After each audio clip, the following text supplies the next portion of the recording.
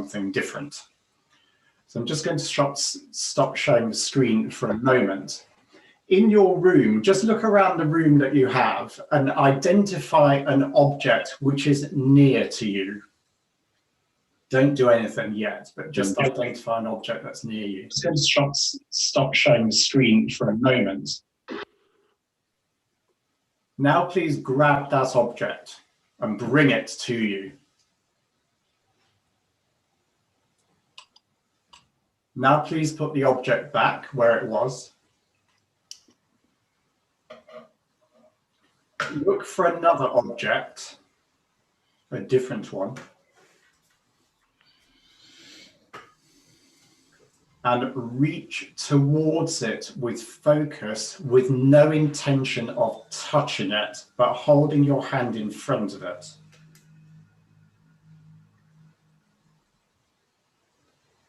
Then come back to where you were. Just some comments, please, on the difference between rushing to grab something and put it towards you and reaching out to experience something at a distance. What did you notice as the energetic felt difference in doing that?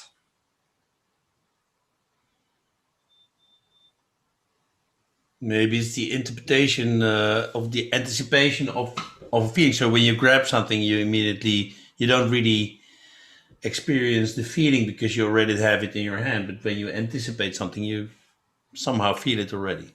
Yeah. Anything else? In my case, when I grab it, I felt like it was something, I don't know, like mechanic. Mm-hmm. And you asked me just to look at it and to just put my hand near it, but do not touch it. I don't know. I felt a different kind of focus and a different kind of energy. I cannot explain, but it was not mechanical and it was not automatic as grabbing the object and bringing it to myself. Wonderful. Thank you. And Cecilia's written in the chat that it's more thoughtful. So what Arne and I want to invite you in for this next 50 minutes is to reach out towards something, but not grab it. So the energy is you reaching out towards something to feel what is there and thus what is possible. It's not about taking something for yourself. So it's that kind of distant curiosity and thinking, oh, what on earth is this? So that's what we would encourage you to do today. And what we're trying to do today is incorporate some of the things that have been on some of the other Wednesday web jams. And not all of us have been on them, but we've done something about playfulness with Yun Yen. We've done something around questions with Els Dracht. And we've also done something on safety and creating safe conditions. So what we want to do today, and if I just share the screen, I'll just show you the broad plan for today.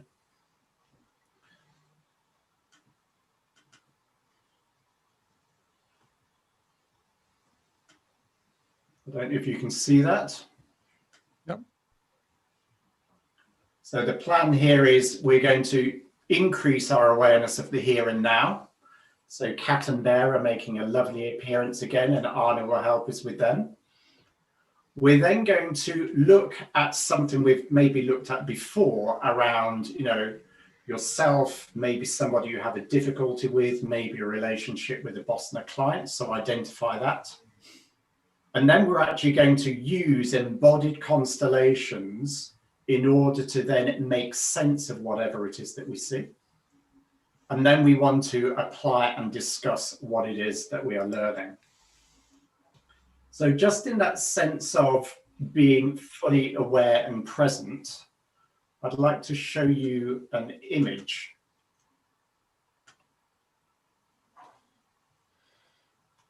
So I don't know, can you see the two images here? Just look at those images for me and notice immediately what is going on in your body, and try not to have any form of judgment about it, but be curious about it. If I said to you, I want you to enter one of the pictures, so imagine you have walked into one of the pictures. Notice where you go.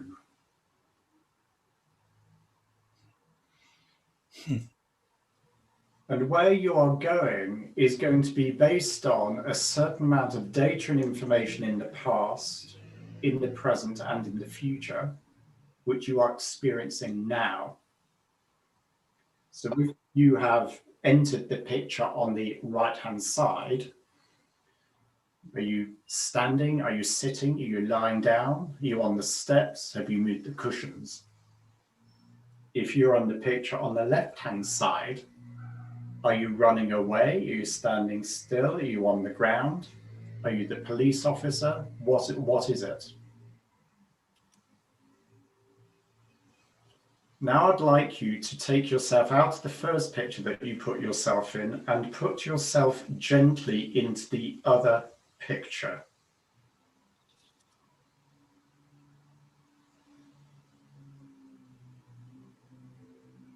And notice what happens to you right now in that picture.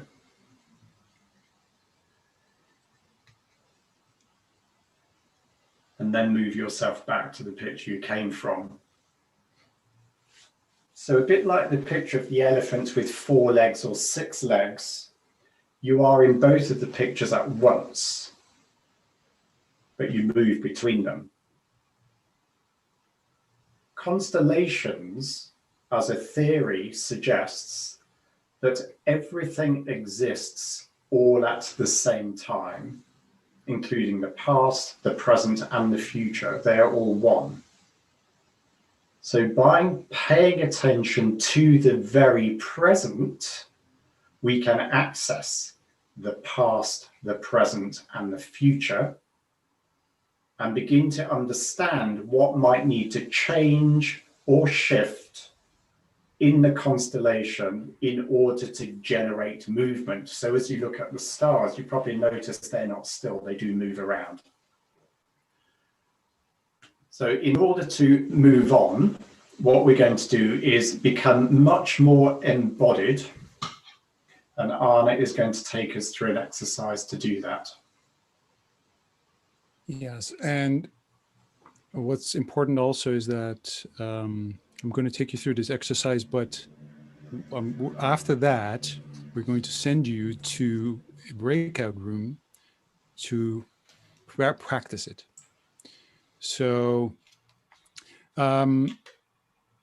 so also follow me in the exercise, but also be aware that you're going to have to kind of practice the exercise afterwards in a breakout without our guidance.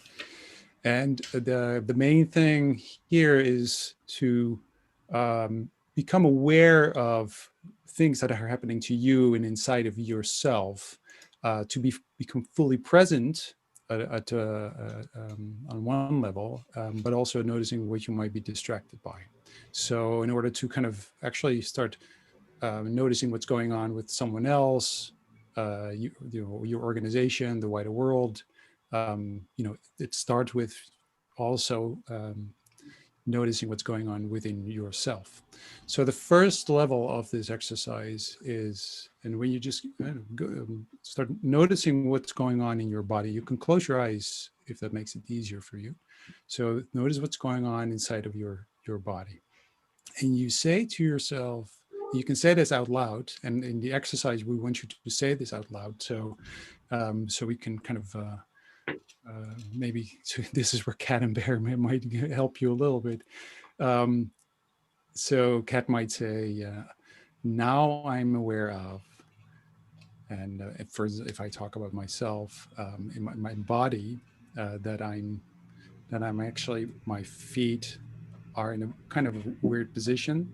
So I would like to move them.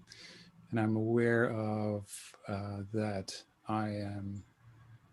my shoulders should be more, not very relaxed, but do it without judgment, and which is very difficult, I feel, but try to do it without judgment. Just notice it. Okay. And so that's the first level of the exercise. The second level, and I'm just taking you through this now so you can practice this in a moment.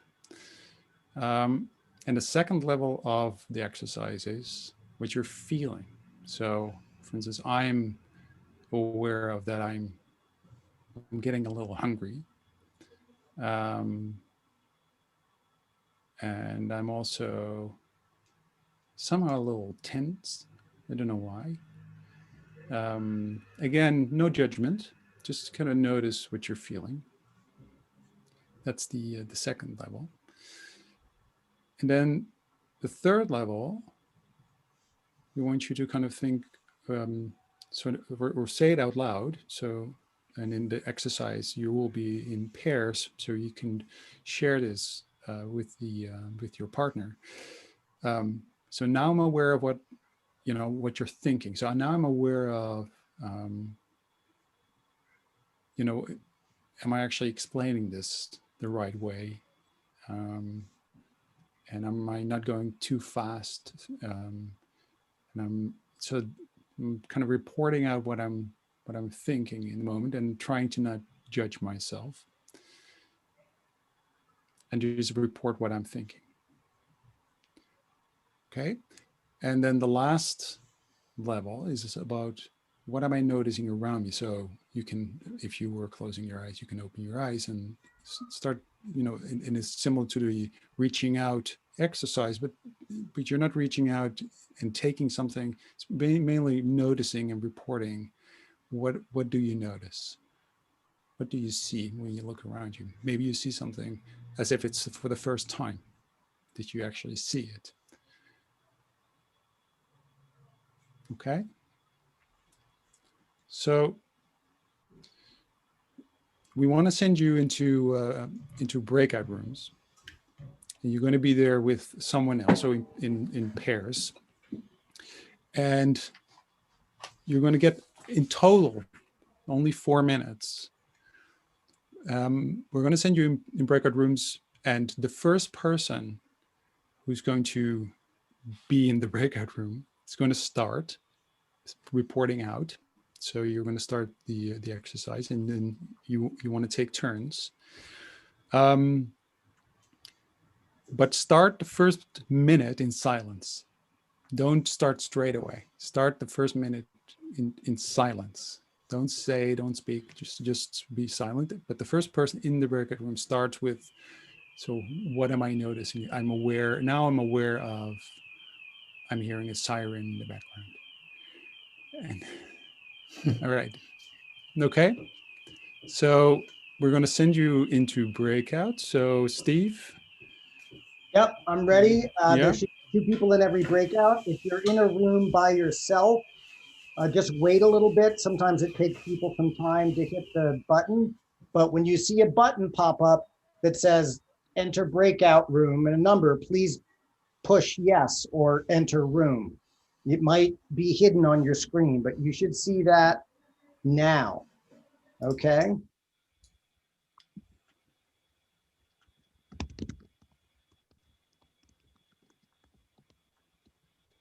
And there will be a few of us left in the main room because we've had some people drop off. So Patricia, you're going to stay with us. Anupa and Gioa and Dariana, can you please hit your buttons to enter the rooms? You're going to be entering breakout rooms. So we need you to accept that you're entering breakout rooms. Otherwise, there's going to be a lonely person in the breakout room that you're supposed to be in, and they'll feel unloved. And we don't want that. Dariana, Patricia, you're going to stay with us. Okay. Hang on a second. Dariana seems to have not joined. Maybe I will send you, Patricia, to a room with Daryl. Hang on a second. Okay. Okay, Patricia, I'm sending you to a room that has 1 person. Here you go. Okay, now you can accept. All right. And looks like Jenny is stuck in a room by herself because somebody didn't join their room. There's only so much I can do. Really? Okay. Well, if someone's alone, you can maybe bring them. I can't bring them back. You can Look, go get, maybe you can go get her. I can go get her. Or could you send, Arne, did you see the message I've just sent to you? Oh no, sorry. Where did you Yeah, if send we it? could send a message, I can broadcast a message to everybody. So if you guys want to tell me what to write, under breakout rooms, I can write a message that goes into all the rooms. So do you want to tell me which ones to use? Oh, okay. Yeah, got it, Michael. That's all right, Arne. Yeah, sure. Yeah. Yeah. So if we, Steve, if you were to say, start with the body, what I am aware of in my body. Start with the body. Say it again. Yeah. What am I aware of in my body? Okay. Got it. Sent that out. Oh, somebody else is alone. Gerald is alone. Here, I'm going to move Jenny to room 6. There we go.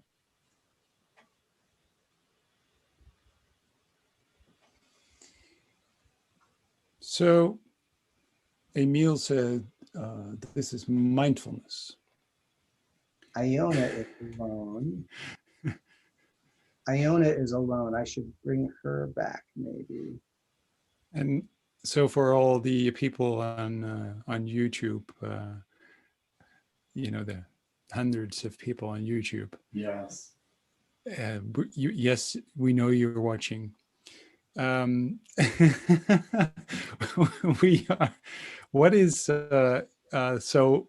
Where do you sit on mindfulness? What is the because this? I mean, mindful. This is a mindfulness exercise, right? But what is the? So, what's your thought? Well, I think mindfulness is one of those terms, a bit like constellations, which is getting thrown around a lot.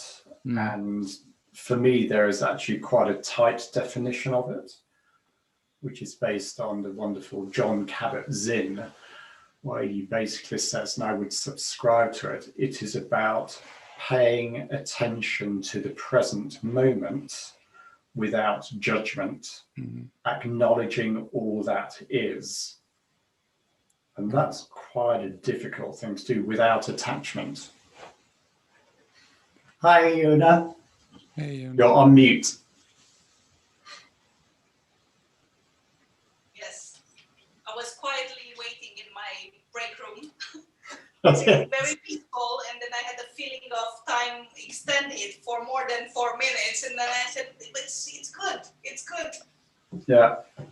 We're just discussing what mindfulness is, and a lot of people, I think, throw the term around without quite understanding it. And I would also say mindfulness doesn't have to be silence. You can be very busy and very active, being fully present in the moment. It doesn't require you to sit with a scented candle on a cushion necessarily. It's about focused attention to what you're doing. Yeah, for me, it's just having your mind together in what you do. So being completely present in what you do. While, you know, we do one thing and our mind is spread over different thoughts, different activities. So that's a little bit the divergence of your mind is the opposite of mindfulness. Yeah. I think this is the sickness of the century, to be honest. Yes. A divided and distracted attention is quite often what we hear, isn't it? They're about what's going on in the world. Yeah. And so what is the connection to mind wandering?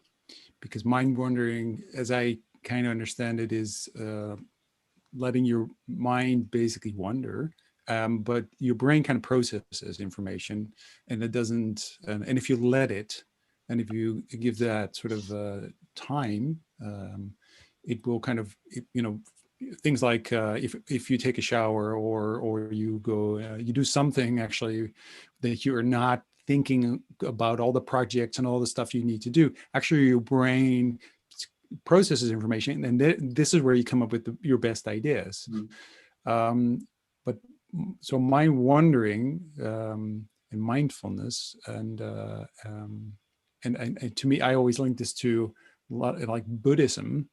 in a way, which is also very much about being present in the here and now, right? If I'm not a Buddhist, clearly, but I mean, is there some kind of is this kind of part of you said it, you know, it's the sort of the problem that we have right now in this era, in this time, that we're all, you know, we're all distracted, we're not mindful.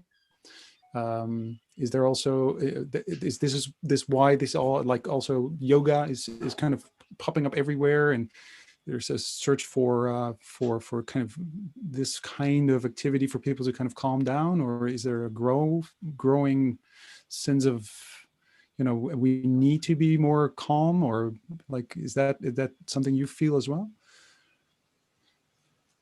I think for me, it's a matter of being integrated in what you do. Of course, this mind wandering that you're talking about, I think it's essential, because that's where, you know, the brain relaxes and makes the connections together from all the information that you're absorbing.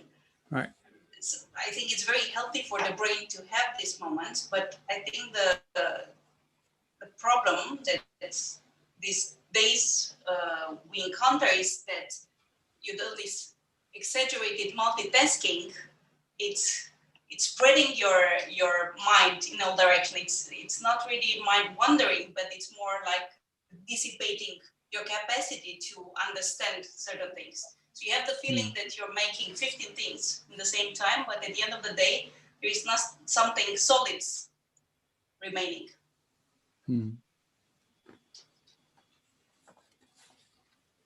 You're on mute, Steve. Do you want me to close the rooms now or ask people to come? Yes, please. Yeah. Okay, I'm going to close all the rooms. And then Arne, you'll pick up on the post-it piece. Yes. If everyone's. But the word focus, I think, can be misinterpreted. So mindfulness for me is about detached focus. It's about closing your eyes very softly. So actually you're focusing on the here and now, but you're not fixated on any one thing.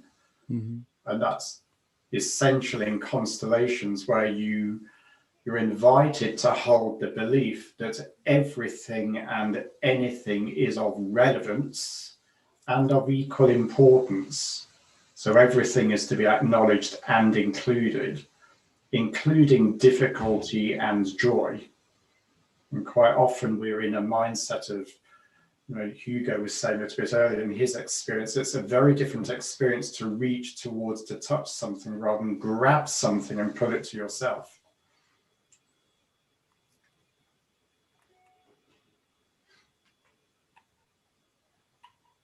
Yeah. Okay, so everyone's returning to the main room. Yep. Let's wait until then I'll go to the next.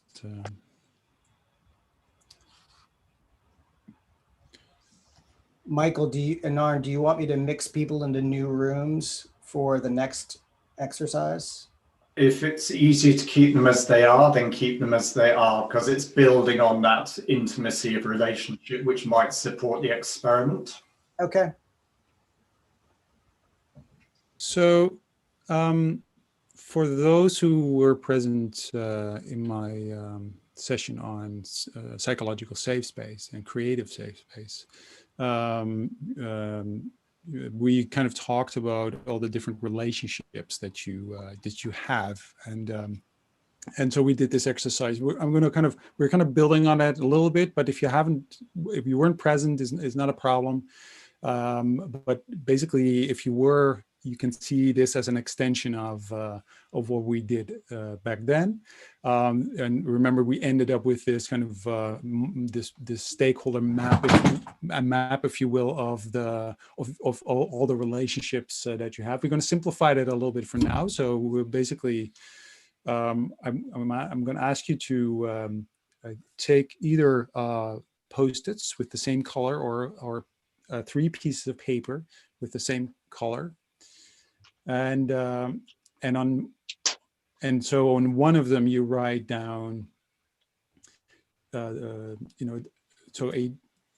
maybe you have had an experience with a boss there where the relationship was maybe a bit difficult. So that's the name you want to write down on that first Post-it or piece of paper with the same color. So maybe you have an experience of, working with someone who was in charge, your boss, your manager, and you had a maybe somewhat difficult relationship with that person, and write down that person's name on that Post-it.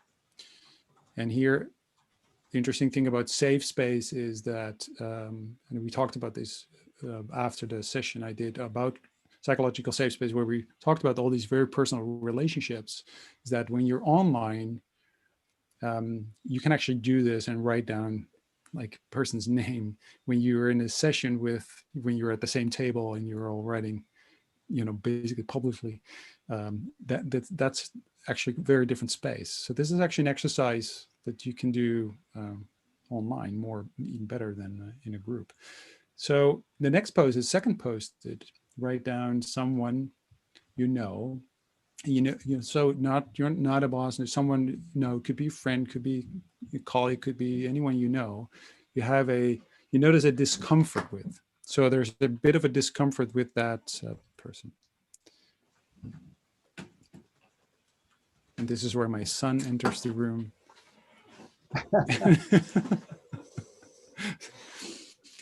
All right, so that's the second Post-it. And the third Post-it, so there's three Post-it. The third one is you.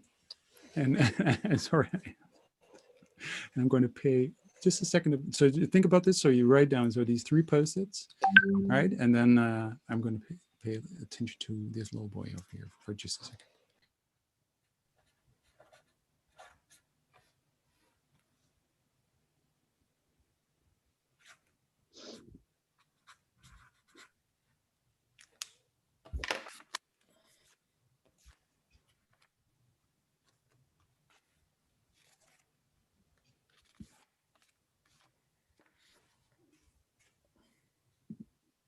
Okay. That was very important. It was about Sinterklaas. Sinterklaas. That's another story.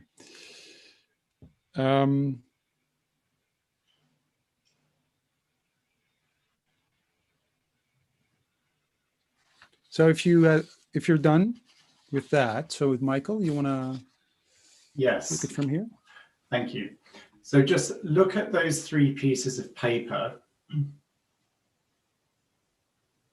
and breathe deeply into your body, taking each of the elements in turn, and just notice and pay attention to which one you looked at first. Don't worry why, there's no judgment, just interesting that I looked at that first, or second or third. Just look at where you've put them, be curious about that. And if I said to you, there is no such thing as a random placement of Post-it notes, you might think I'm drunk or smoking something, but there is no such thing as things being random. Everything has meaning. And just for one moment, as we did in the earlier exercise, just reach out to one of the Post-its, any one of the Post-its where you feel you want to connect to it. Reach out to it, but do not touch it yet. If it helps to close your eyes, just feel the energy through your hand, whatever it is that you're looking at.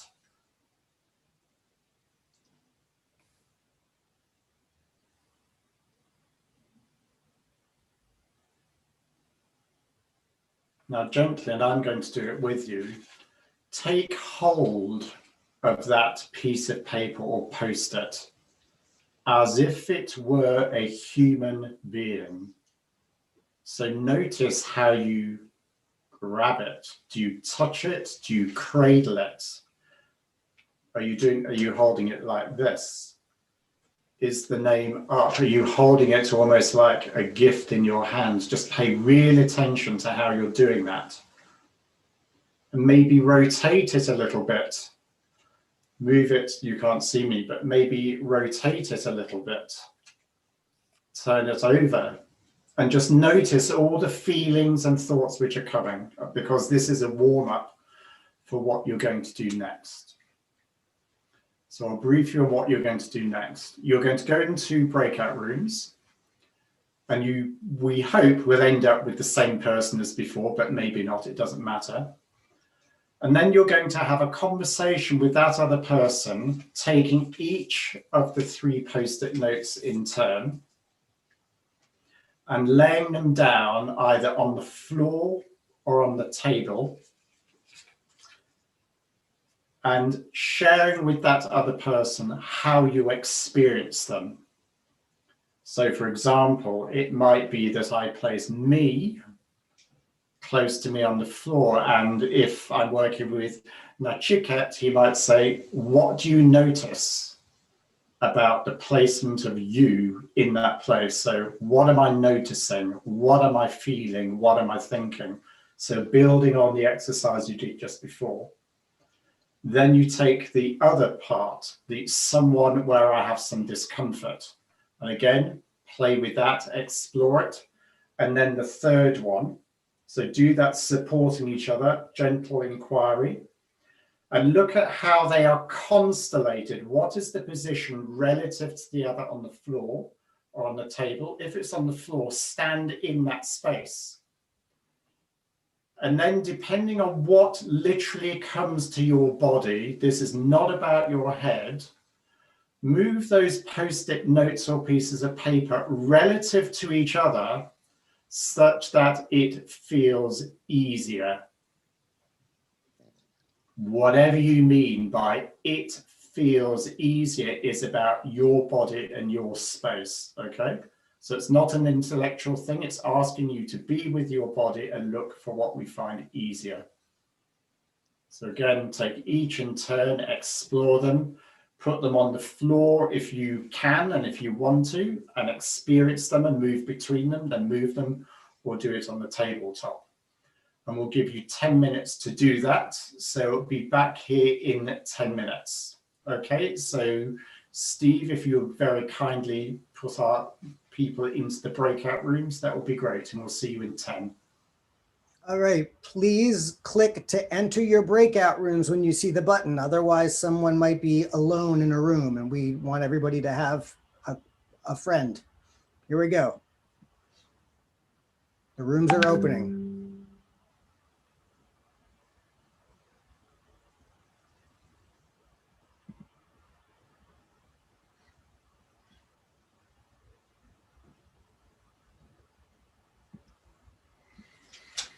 Iona, you are staying with, it looks like Nachiket and Gioa, you should have breakout rooms to go to. There you go. Okay, and oh, looks like there is, I could move you, Iona, to a room with Anupa.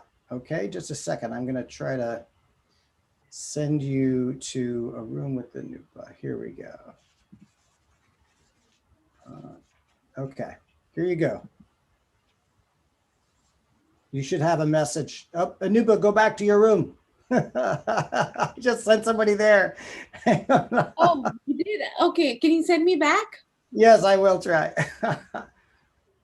Well, let's see how I do that, because I just sent, oh, crud. Let's see, hang on a second. What room were you in? Here you are, not joined. 12. 12. 12, With, okay. Okay, you just have to rejoin. There's got to be a way for you to do that. I don't know how to do that. I'm going to have you join. I'll tell you what. Okay. Yeah, I got it. Don't worry. Okay, thank you. All right. Oh, well.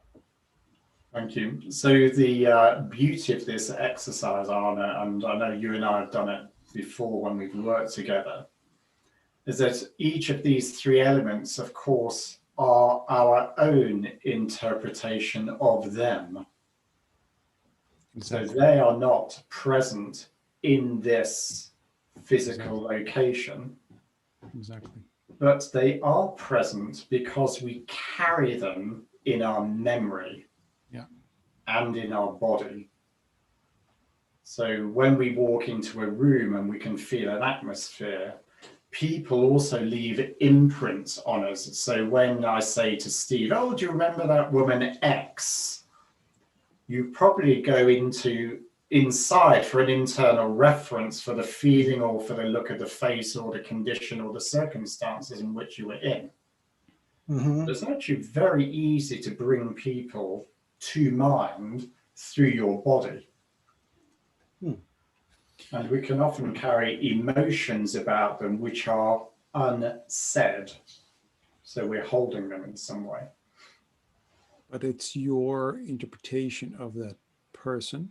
Yes. And so, because if you would share those feelings with that person might go, but I don't recognize myself at all. That's I didn't, well, how that is odd the way you see me. That's actually quite strange. Positive or negative, not only because you're because you don't see yourself, because you also see yourself through your own filter, if you will.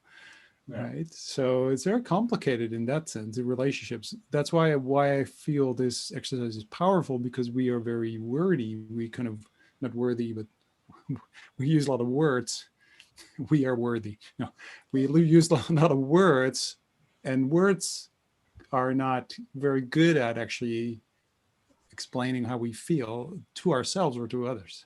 But if you do this exercise and you just say, and that's why I like the fact, so without judgment, so because the judgment is in words often, is like, you know, if you try to kind of turn it into a language, but the emotion or the feeling that is, and if you don't have judgment, that's very clear. So as you say, you know, what is the system trying to tell you? It's often really clear.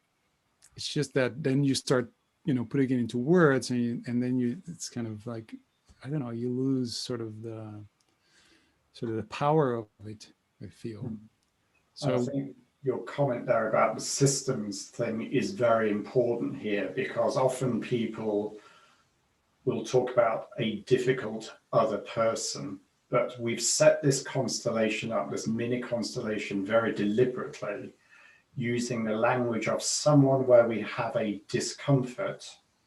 So someone could be anybody, and either a boss or a client or something where it is difficult. So we've already framed, oh, your wonderful door's opening again. Is it Sinterklaas? It's a magical door. It's like this. Oh, it's the magic door. So we would also say, as you said earlier, Arne, nothing happens by chance. Yeah, exactly. So the fact that we see your son come in who clearly needs some comfort is something which is also in the world as a whole at the moment. I think all of us, I speak for myself, I don't know about you, Steve, we all need a form of comfort which we might not be easily able to get. Right. And in this constellation where we've talked about discomfort and difficulty with two scenarios, the one thing that is common to both is that third individual, i.e. me. So I start now to look beyond myself, but what is going on that, you know, in this system of three, we see difficulty in some way. And by experiencing them, by standing on them, can we experience more than that? So it might be, Steve, if you were standing on the boss, you called them difficult. And I said, well, let's just ignore the label. When you really concentrate, you know, without judgment on the here and now, what are you experiencing? Yeah, exactly. And that might give you data which you had not thought of before. Yeah, which is different. What you're experiencing is different than yeah.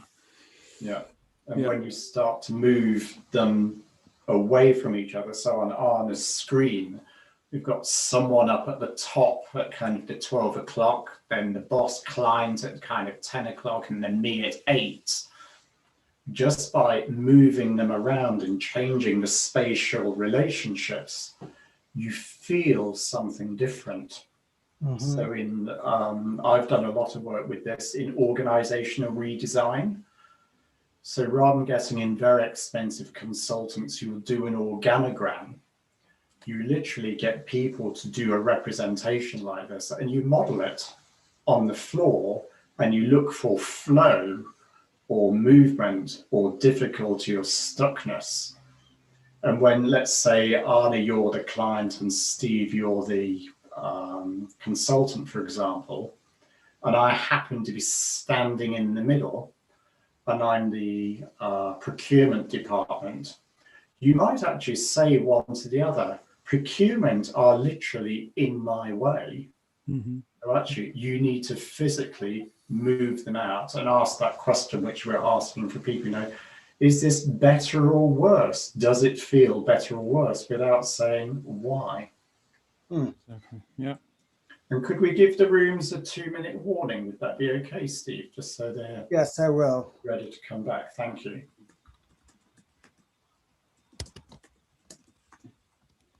So Arne, when they come back at 10:02, do you want to go through, you know, focusing on how they're noticing and what they're experiencing and hold that conversation? Yeah. And also, you know, for the benefit of people on YouTube, you know, all these things always emerge and we don't have as much time as we ever do. I'm wondering there what would be most useful for the group. And my sense is maybe to give a bit of an insight via a case study. Yeah, I think that what you just shared about procurement and, you know, that makes it very, because then you can translate that like, oh yeah, because because they're always in your way. Yeah. No, but literally you said it and I thought, oh yeah, I know, but all of a sudden I see that as a constellation, you know, that makes it very applicable, very clear to our everyday life, really. Mm-hmm. Yeah, I think that's interesting, and yeah, I would do so. I think people will. Let's look at that, because I think when Steve, just to know, when Arne and I were designing this, there is so much you could do, and one of the things, of course, is, you know, how is it that procurement, for example, always seems to be in the way? And if we remove the judgment and say it is creating something that is needed, what would happen if we actually pulled it out and looked at the rest of the system? Exactly. Yeah. Do the other things collapse or not? Right. Or does it need another place? Does it need to be closer to you or closer to Arne? And then it becomes fascinating, particularly when you start to use human representatives rather than post-it notes. Then you get the very high perceived weirdness factor. Exactly. Yeah. I think I should close the rooms now because it takes a minute for them all to close. Yeah. Thank you, Steve. And then just be aware that we're about 11 minutes to the top of the hour. Yeah. And, we have to announce next week's. Yeah, I have the slide. I have the slide. You have the slides, yes, great. And Mark is supposed to come in and announce them, but I'm waiting to see. All right. Because I only have the slide, so I don't know what. I don't have the script. Okay. Well, I can make something up. It's no problem. Welcome back. For those people. So when we, hi Patricia. Hi. How was it? Hi. It was great. I loved it. Ask Louise. Yeah, we worked on it. It worked. It was very freeing exercise for us.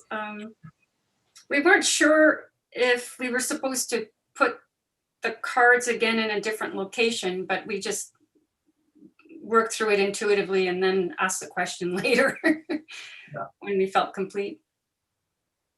So Kate, so tell me more about that. So because of the, what did you notice and experience when you got started with this? So can you share a little bit more about that, Louise?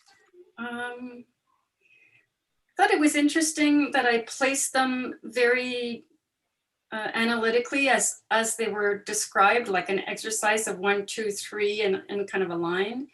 But then because the stickies they're old and not sticking, before the exercise with Patricia, I quickly redid them, and then they got placed in a totally different combination or constellation. And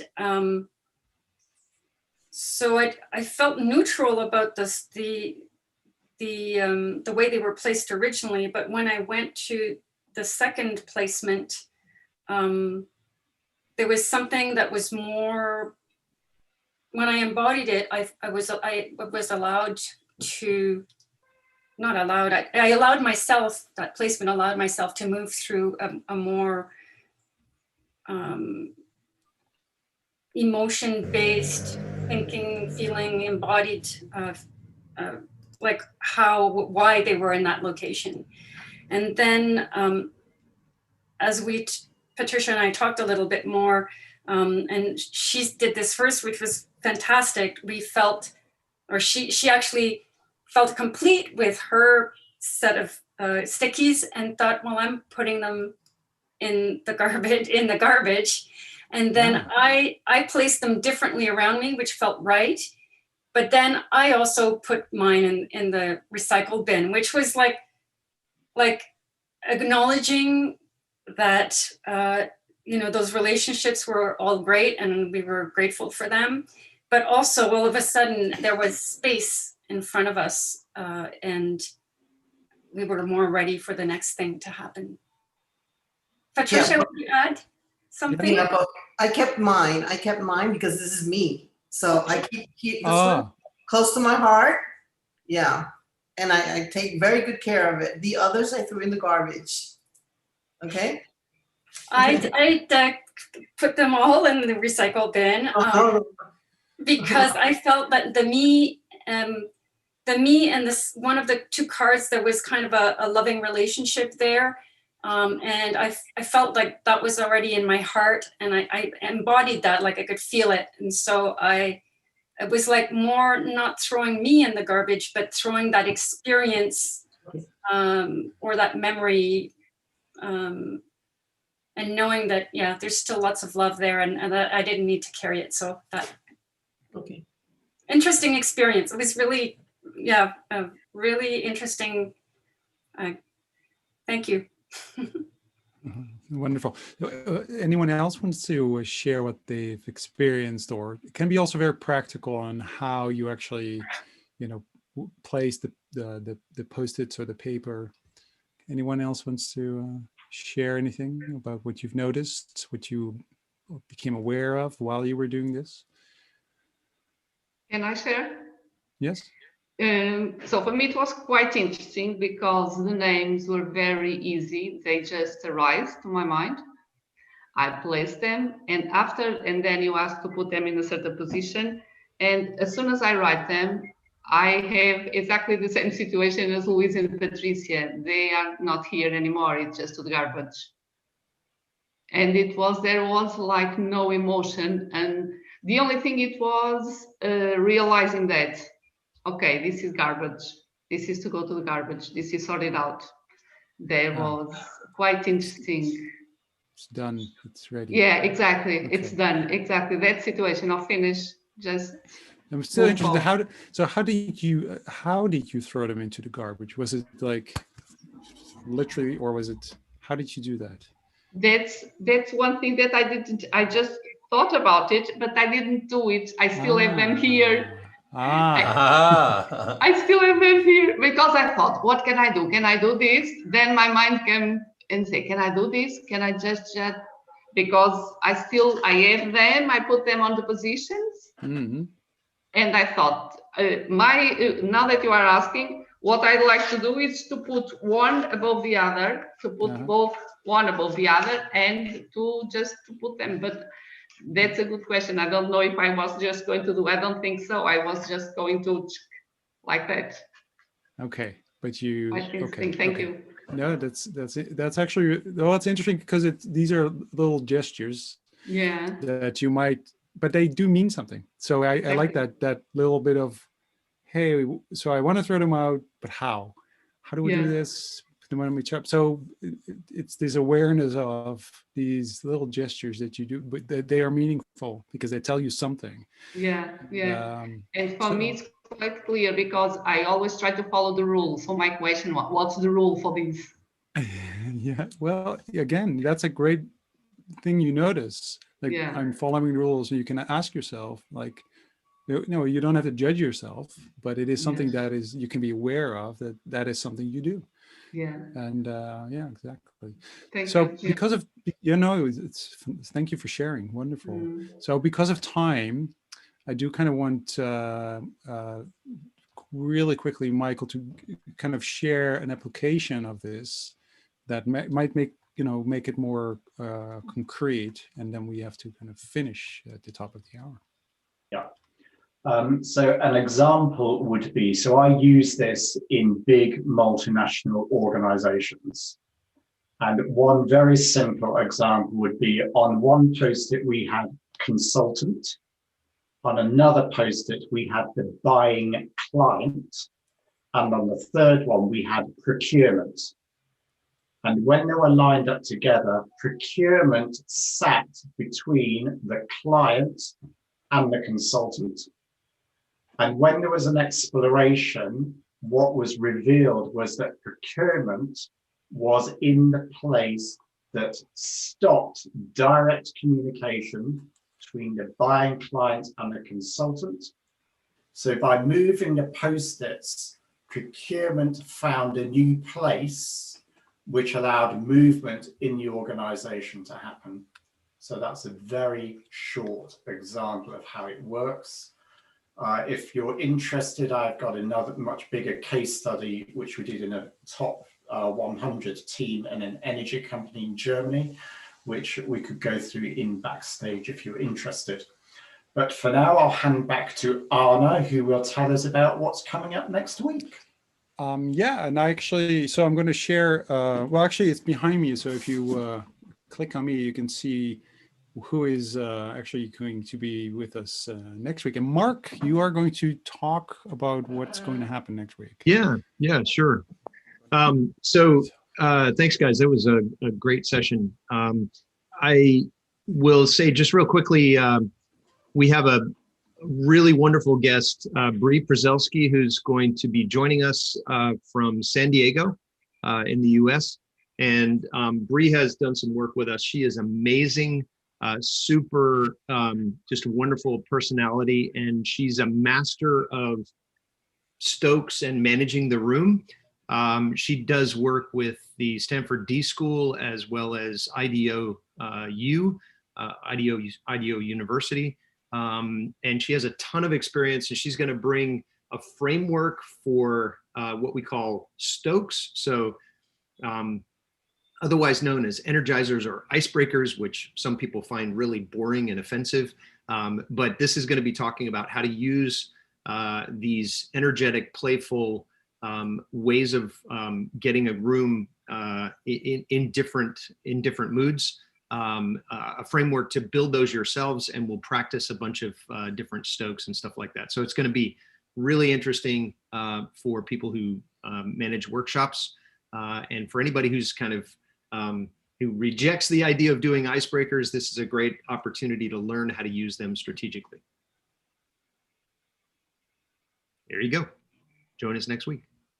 Thank you very much. And we are at the top of the hour. So we're going to move into backstage. And for those who need to leave because they actually have a life, you can leave now. So, but for us, for the rest of us, poor suckers who hang out on Zoom meetups like 24 hours a day because we have nothing else to do. We just want to make friends.